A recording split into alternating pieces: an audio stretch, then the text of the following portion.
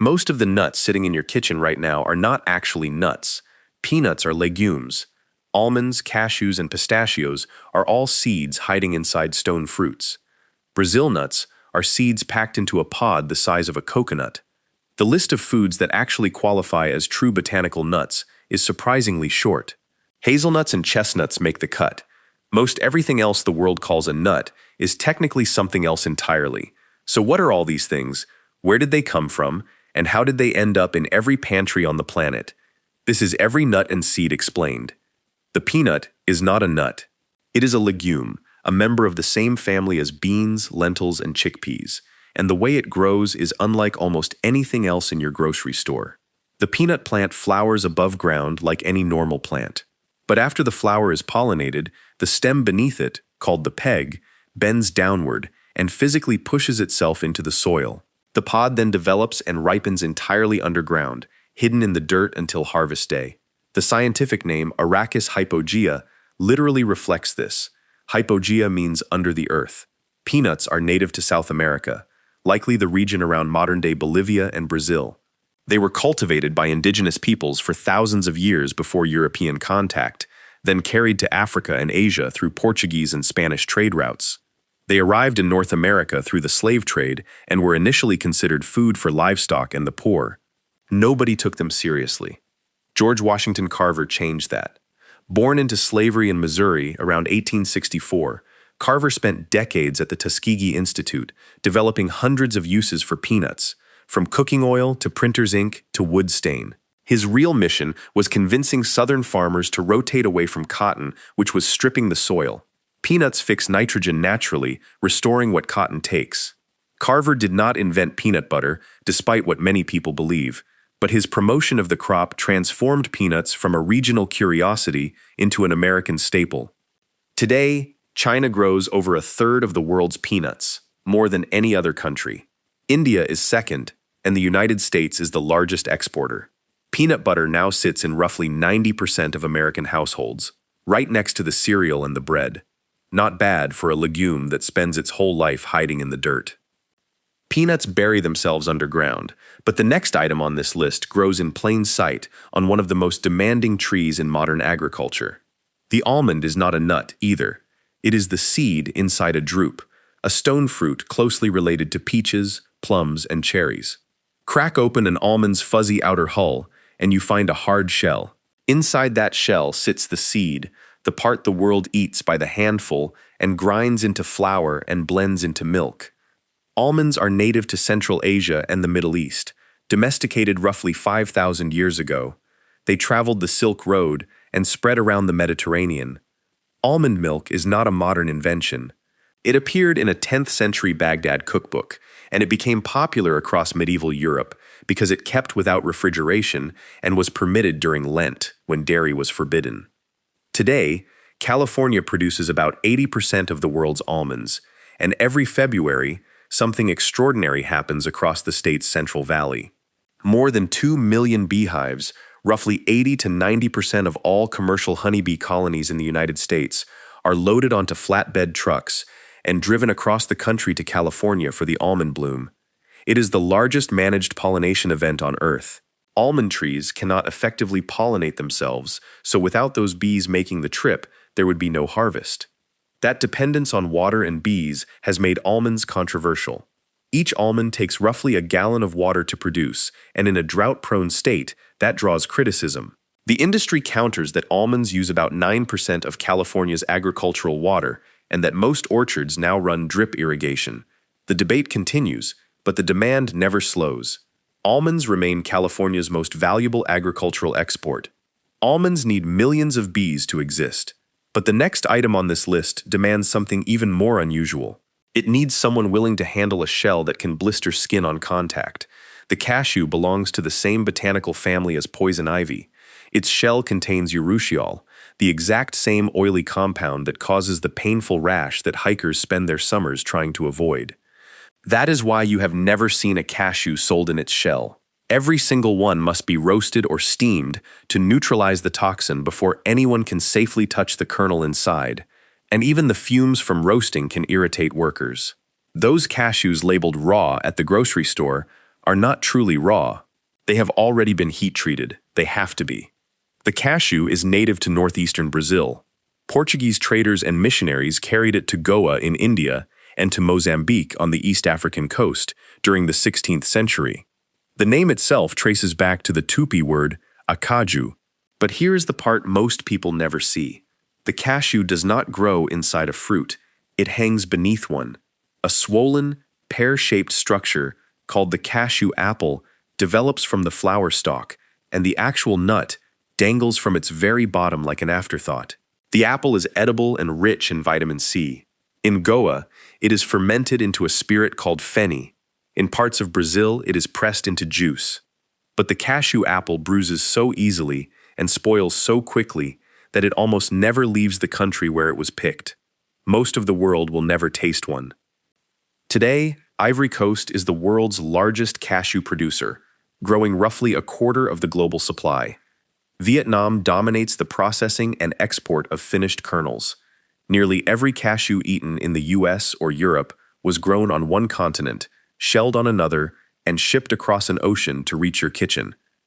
Cashews hide a dangerous secret inside their shells, but the next item on this list is so old that humans may have been eating it before they learned to write.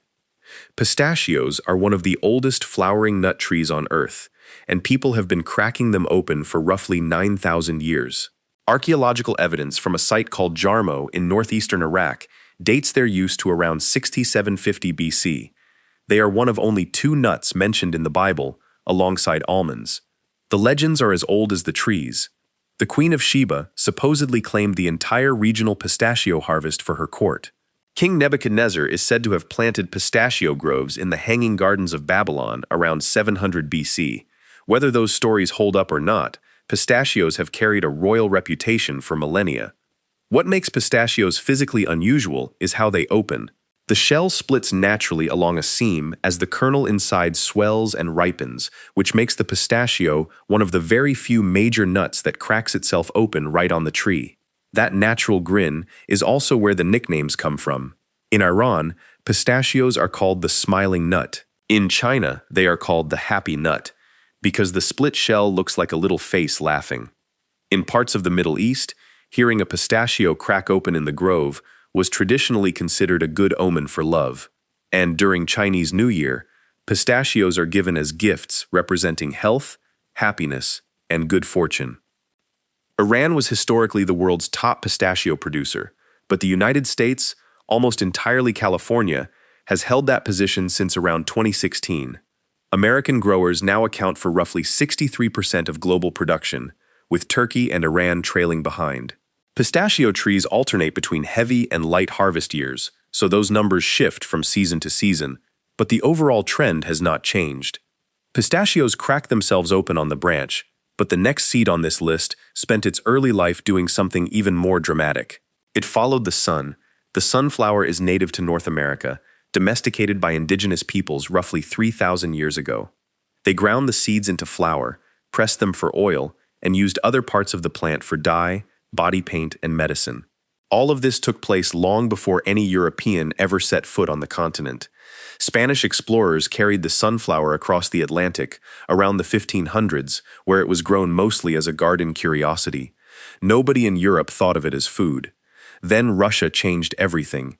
Sunflower oil was not on the Russian Orthodox Church's list of fats restricted during Lent, which made it one of the few cooking oils people could freely use during fasting periods. Demand exploded. Russian farmers began selectively breeding high-oil varieties, and the country became one of the world's largest producers. Eventually, those improved Russian cultivars were brought back to the United States in the 1960s, completing a round trip across the Atlantic that took roughly 400 years. Now, about the sun tracking. Young sunflower buds do follow the sun across the sky during the day, turning from east to west and resetting overnight. Researchers at UC Davis confirmed this is driven by an internal circadian clock. But once the flower head fully opens, it stops moving and settles facing permanently east. The image of a field of grown sunflowers turning their heads in unison throughout the day is a common belief, but it is not accurate. Mature flowers are locked in place. In the United States, Sunflower seeds became tightly linked to baseball culture, chewed and spit in dugouts across the country as a popular substitute for chewing tobacco.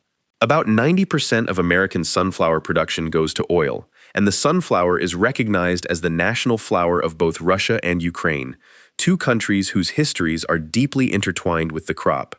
If you are finding this useful, hit subscribe. I break down the stories behind everyday foods every week. Sunflower seeds completed a centuries-long round trip across the Atlantic, but the next seed on this list never needed to travel at all. It had already been everywhere for thousands of years. Sesame is one of the oldest cultivated oilseed crops on Earth, domesticated at least 5,500 years ago. The oldest archaeological sesame seeds were found at Harappa in modern-day Pakistan, dating back roughly 4,000 years. Babylonian cuneiform tablets reference sesame oil by around 2100 BC. Sesame earned the title Queen of Oilseeds because of its extraordinary oil content, between 50 and 60% of the seed by weight, and because that oil naturally resists going rancid in a way that most plant oils do not. But the most famous connection to sesame is probably a phrase from a folk tale. Open sesame, from the story of Ali Baba and the 40 Thieves, is widely thought to reference the way a ripe sesame pod behaves. When the pod dries on the plant, it bursts open suddenly and violently, scattering tiny seeds in every direction. That explosive splitting is called shattering, and for centuries it made sesame nearly impossible to harvest with machines. Every pod had to be collected by hand at exactly the right moment. It was not until 1943 that a researcher named D.G. Langham discovered a non-shattering mutant variety, which eventually opened the door to mechanized harvesting for the first time. Today, sesame seeds appear in tahini, halva, hummus, and the Middle Eastern spice blend za'atar. They are pressed into cooking oils across East and South Asia, and in the West, billions of tiny sesame seeds end up exactly where most people first encounter them, scattered across the tops of hamburger buns and bagels in every grocery store on the shelf. Sesame scattered itself across the ancient world, but the next nut on this list barely left home for thousands of years. It stayed hidden in the rainforests of eastern Australia. The macadamia is one of the very few native Australian plants that ever became a major commercial food crop beyond its borders. The trees have grown in the rainforests of southeast Queensland and northern New South Wales for millions of years, and Aboriginal Australians ate them long before European contact, calling them kindle and trading them between communities as ceremonial gifts. European botanists first collected macadamia specimens in 1843, and the nut was eventually named after John Macadam, a Scottish-born chemist living in Melbourne. But the macadamia's worldwide fame did not come from Australia. It came from Hawaii. A man named William Herbert Purvis brought seeds to Hawaii's Big Island in 1882, and Hawaiian growers slowly turned the macadamia into a commercial crop. Within decades, the entire world associated macadamia nuts with tropical island gift boxes rather than the Australian rainforest floor, where the species actually evolved. Macadamias are consistently among the most expensive nuts you can buy, and there are real reasons for that. A tree takes 7 to 10 years before it produces a worthwhile harvest, and once the nuts are ready, the shell is a serious problem. The macadamia has the hardest shell of any commercial nut, requiring roughly 300 pounds of pressure per square inch to crack. That is harder than a Brazil nut, and far harder than any walnut. The outer husk also needs to be stripped within 24 hours of harvest to prevent the kernel from spoiling. Slow trees, brutal shells, and a tight processing window. That is why macadamias cost what they do.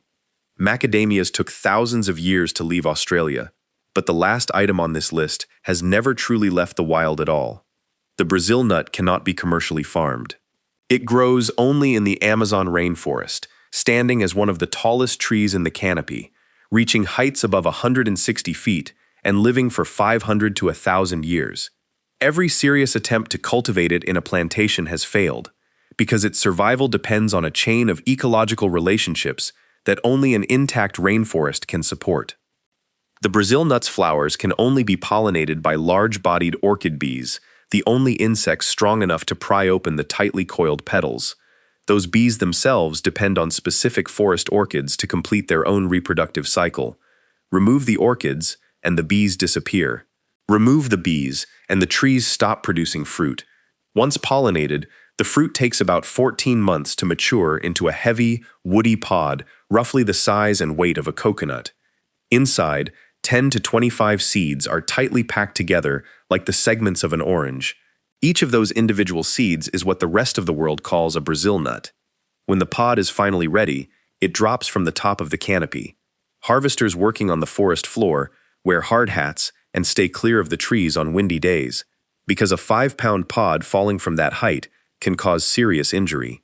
Once on the ground, the only animal that can gnaw through the pod's thick shell in the wild is the agouti, a large forest rodent that eats some of the seeds and buries the rest for later. Those buried seeds are what grow into the next generation of Brazil nut trees, which means the entire species depends on a rodent with a habit of forgetting where it hid its food. And then there is the detail that catches everyone off guard. Brazil nuts are the most radioactive commonly eaten food on Earth. Their deep root systems pull radium from the soil and concentrate it at levels roughly 1,000 times higher than other foods. The radiation is harmless in normal amounts, but it is real and measurable. Brazil nuts also happen to be the most selenium-dense food ever tested. A single nut provides enough selenium to meet an entire day's recommended intake. Nutritionists suggest eating 1 or 2 a day. More than that, consistently over time, can cause real problems.